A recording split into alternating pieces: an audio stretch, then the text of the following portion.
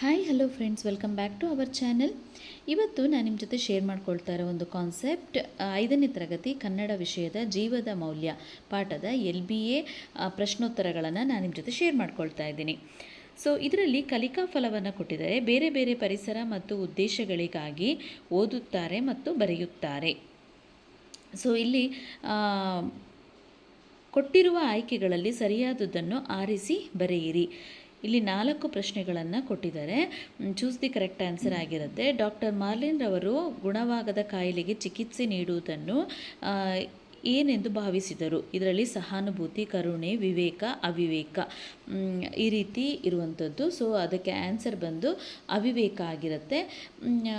ಇದೇ ರೀತಿಯಾದಂತಹ 4 ಪ್ರಶ್ನೆಗಳು ಇರುವಂಥದ್ದು. ನಾನಿಲ್ಲಿ ಪ್ರಶ್ನೆ ಮತ್ತು ಉತ್ತರವನ್ನು ಎಕ್ಸ್ಪ್ಲೇನ್ ಮಾಡಲಿಕ್ಕೆ ಹೋಗೋದಿಲ್ಲ.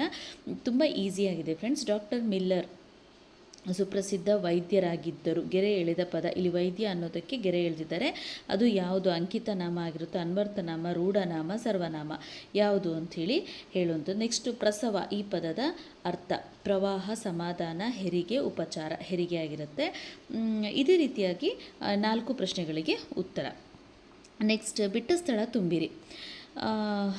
ಇಲ್ಲಿ ಇತರ ಮಕ್ಕಳು ಡ್ಯಾಶ್ ಗೇಲಿ ಮಾಡುವರು.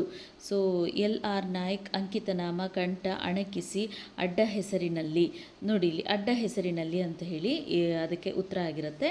ಸೊ ಇಲ್ಲಿ ಆಪ್ಷನನ್ನು ಕೊಟ್ಟಿದ್ದಾರೆ, ಅದರಲ್ಲಿ ನಾವು ಸರಿಯಾದ ಉತ್ತರವನ್ನು ಆರಿಸುವಂಥದ್ದು. ನೆಕ್ಸ್ಟ್ ಸೂಚನೆಯಂತೆ ಬರೆಯಿರಿ. ಆರೈಕೆ ಪದದ ಅರ್ಥ ಬರೆಯಿರಿ. ನದಿ, ಈ ಪದ ರೂಢನಾಮ ಪದಕ್ಕೆ ಉದಾಹರಣೆಯಾಗಿದೆ. ಸರಿ ತಪ್ಪು ತಿಳಿಸಿ. ಹೂವನ್ನು ಕೀಳಬೇಡಿ, ಈ ಸೂಚನಾ ಫಲಕ ಇರುವ ಸ್ಥಳ.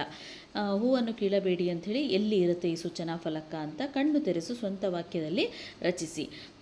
ಹಾಗೆಯೇ ನೆಕ್ಸ್ಟ್ 5th ಮೇನ್, ಒಂದು ವಾಕ್ಯದಲ್ಲಿ ಉತ್ತರಿಸಿ. 3 ಕ್ವೆಶ್ಚನನ್ನು ಕೊಟ್ಟಿದ್ದಾರೆ. ನೆಕ್ಸ್ಟ್ 2-3 ವಾಕ್ಯಗಳಲ್ಲಿ ಉತ್ತರಿಸಿ ಅಂತ ಇರುವಂಥದ್ದು. ನೆಕ್ಸ್ಟ್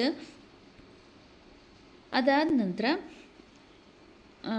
5-6 ವಾಕ್ಯಗಳಲ್ಲಿ ಉತ್ತರಿಸಿ. ಜೀವದ ಮೌಲ್ಯ ಪಾಠದಲ್ಲಿ ನಿನಗೆ ಇಷ್ಟವಾದ ಅಂಶಗಳ ಮೌಲ್ಯಗಳನ್ನು ಕುರಿತು ಬರೆ.